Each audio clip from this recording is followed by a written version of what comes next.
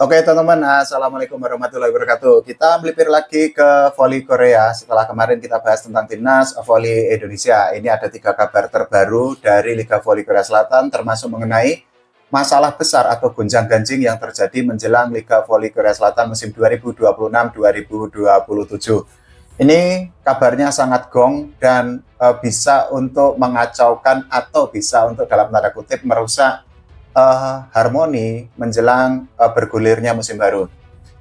Kita bahas mengenai kabar pertama dulu. Jadi ternyata Haipas itu memutuskan untuk melepas salah satu pemainnya, yaitu Lee Yeon, menghadapi Liga Voli Korea Selatan musim baru nanti.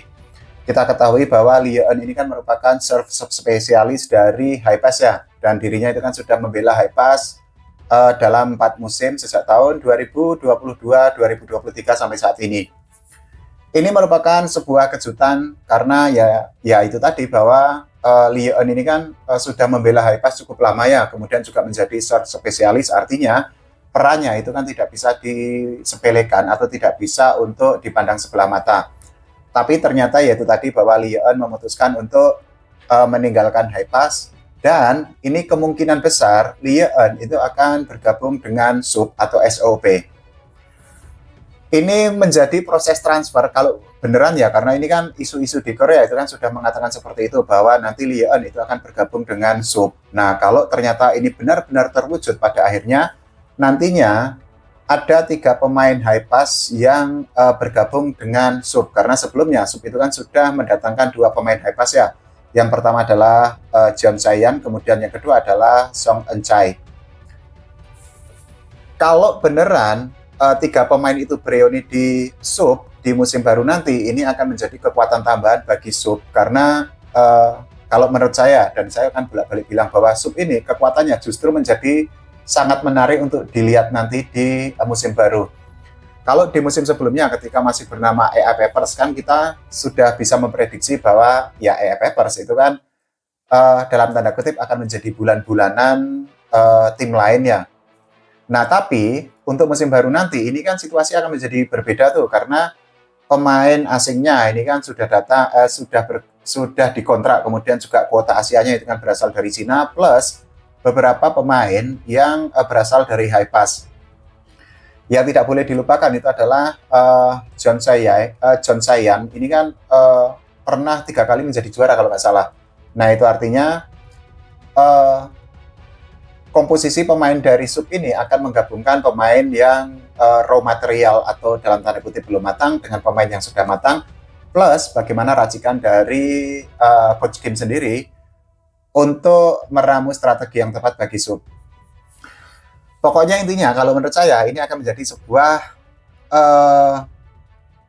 hal yang sangat menarik untuk ditunggu, bagaimana nanti performa dari SUB sendiri.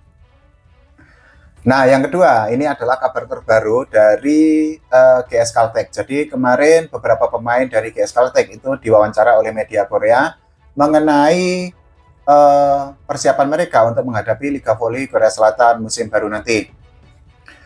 Jadi target yang dipatok oleh GS Caltech sendiri ini nggak main-main, karena mereka itu bertekad untuk menjadi juara sekaligus menjadi membukukan atau mencatatkan back-to-back di Liga Voli Korea Selatan musim baru nanti.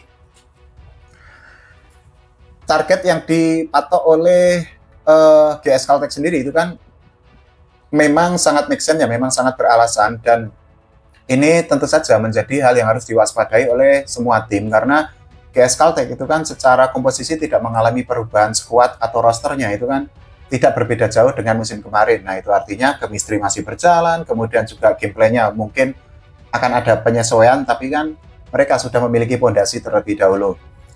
Nah, untuk persiapannya sendiri ini kan sudah disampaikan oleh setter Kim Ji-won ya. Jadi menurut dirinya di musim ini ketika menyambut Liga Voli Korea Selatan musim baru, GS Caltech itu melakukan hal baru, dan juga mereka melakukan TC atau pemusatan latihan atau training center di Pulau Jeju. Selain itu, yang tidak kalah penting juga itu adalah bahwa persiapan yang dilakukan oleh GS Caltech sendiri itu cukup berbeda jika dibandingkan dengan musim kemarin. Nah, itu menjadi bukti bahwa GS Caltech menyambut musim baru ini nggak main-main. karena ya target mereka itu kan sudah jelas bahwa mereka itu bertekad menjadi juara. Biasanya kan kalau targetnya tinggi ya usahanya pasti tinggi, kalau targetnya maksimal itu kan pasti usahanya maksimal. Nah, hal itu yang sudah dilakukan oleh GS Caltech. Ini pernyataan itu juga disampaikan oleh Lee Jae-ah. Jadi dirinya itu kan sempat mengalami cedera ya, dan saat ini itu sudah comeback atau sudah kembali menjalani latihan untuk menghadapi Liga Voli Korea Selatan musim baru nanti.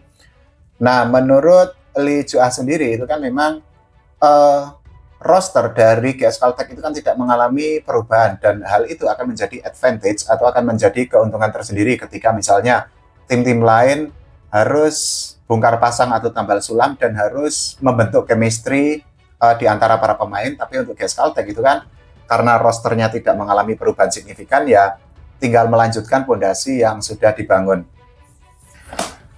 Ya, GS Caltech kan tetap bagaimanapun menjadi salah satu kandidat juara setiap musimnya bersama Pink Spider. Nah, tapi untuk tahun ini kan kita nggak tahu karena semua tim itu berbenah, termasuk yaitu tadi Sub juga berbenah, Hyundai State juga berbenah. Nah, ini adalah kabar ketiga dari Liga Voli Korea Selatan. Ini kabar yang sangat gong dan ini merupakan masalah yang sangat besar yang terjadi menjelang musim baru nanti.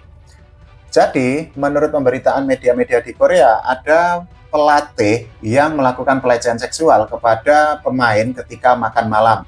Nah, pelecehannya itu dilakukan di bulan Januari, tapi tanggal 15 Juli kemarin itu pemain itu sudah melaporkan kepada otoritas terkait.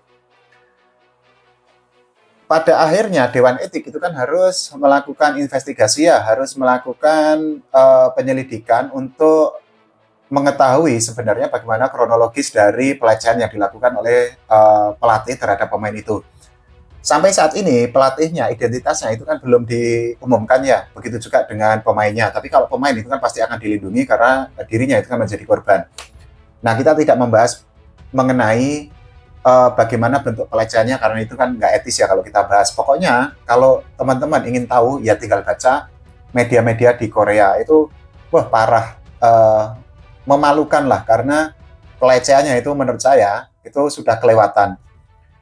Nah, ini kenapa menjadi sebuah hal yang akan dalam tanda kutip merusak persiapan untuk menghadapi Liga Voli Korea Selatan musim baru nanti. Karena kan sekarang sudah bulan Juli ya, sementara Liga Korea itu kan dimulai di bulan Oktober, tapi ternyata saat ini persiapan itu kan diganggu dengan pelecehan seksual yang sangat menjijikan atau sangat memalukan. Oh ya, untuk klubnya sendiri ini juga belum diumumkan, jadi di media-media Korea itu masih disebutkan dengan A, B, dan lain sebagainya, masih inisial lah, atau tidak diungkap secara gamblang. Nah, yang perlu ditunggu itu adalah bagaimana nanti hasil dari investigasi, hasil dari penyelidikan, apakah pelatih itu terbukti benar-benar melakukan pelecehan seksual kepada pemainnya atau tidak, kemudian juga bagaimana kondisi psikologis dari pemain itu sendiri, karena ya kalau ternyata terjadi pelecehan kan otomatis pemainnya itu kan harus dilindungi, harus mendapatkan pendampingan secara psikologis ya, atau secara psikis agar mentalnya itu tidak terguncang. Nah, makanya ini menjadi hal yang aduh kok bisa kejadian ya, padahal kan biasanya ketika sudah mepet-mepet penyelenggaraan liga itu kan berita-berita itu akan diisi atau akan diramaikan dengan persiapan, kemudian dengan bursa transfer, kemudian juga dengan berbagai isu-isu lainnya. Tapi ini ternyata ini sangat jarang terjadi ada pelecehan seksual menjelang Liga Voli Korea Selatan musim baru. Nah, yang pasti itu tadi bahwa kita masih menunggu bagaimana nanti investigasi, dan ini kemungkinan besar pasti akan melibatkan kepolisian di Korea. Kalau ternyata terbukti ada pelecehan yang dilakukan oleh pelatih kepada pemain, ini sudah bisa dipastikan bahwa nanti pelatihnya ini akan mendapatkan hukuman yang sangat berat, karena budaya di Korea itu kan seperti itu ya, artinya ketika ada sesuatu yang memang melanggar norma, pada akhirnya cancel culture itu kan akan diterapkan. Nah, hal itu yang kemungkinan besar akan terjadi terhadap pelatih itu. Nah, kita doakan juga agar segera terungkap biar nanti menjelang musim baru itu tidak muncul berita-berita atau informasi-informasi yang justru ramai atau tidak berkaitan dengan sisi teknis untuk semua tim menjelang Liga Voli Korea musim baru nanti. Ya, itu tadi 3 kabar dari Liga Voli Korea Selatan. Jadi yang pertama adalah mengenai perpindahan pemain Haipas dan kemungkinan akan bergabung dengan SUB. Kemudian juga GS Caltech menjadi atau mengincar gelar juara, dan yang ketiga kabar terbarunya ini adalah terjadi pelecehan seksual di Liga Korea. Kalau menurut teman-teman semua bagaimana? Silahkan tulis di kolom komentar. Oh ya, jangan lupa doakan agar karir Megawati Angisti Pertiwi itu semakin baik, kemudian Mega itu fit 100%, dan juga Hyundai Listrik menjadi juara, serta Timnas Voli Indonesia berprestasi dan juga Voli Indonesia diurus oleh PBSI dengan semakin profesional lagi. Oke, terima kasih teman-teman semua.